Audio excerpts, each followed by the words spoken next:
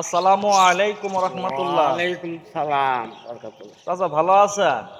আলহামদুলিল্লাহ, আল্লাহ খুব ভালো চাচা আছে। দেখেন, এই যে মাঠে আসছেন, ছাগল চড়াইতেছেন, হ্যাঁ, ঘাস কাটতেছেন, মাঠে কাজ করতেছেন, তাই না? আচ্ছা। তাহলে সবকিছু প্রয়োজন না? হ্যাঁ, প্রধান। সবই প্রয়োজন। হুম, আর আল্লাহ তাআলা যে আমাদেরকে পাঠাইছেন তার ইবাদত করার জন্য, হুম। ইবাদত করা লাগবে না? ইবাদত করেন একটু।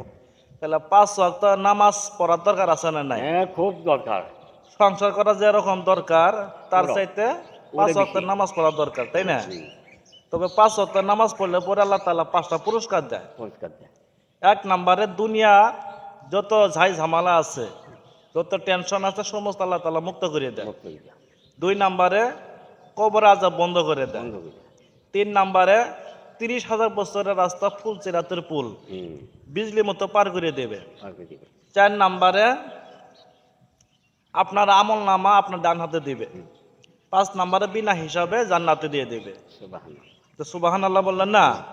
তা আল্লাহর রহমতে নামাজ পড়ার দরকার আছে না নাই? হ্যাঁ, খুব দরকার। ইনশাআল্লাহ নামাজ পড়বেন না? খুব দরকার। আচ্ছা, আসসালামু আলাইকুম।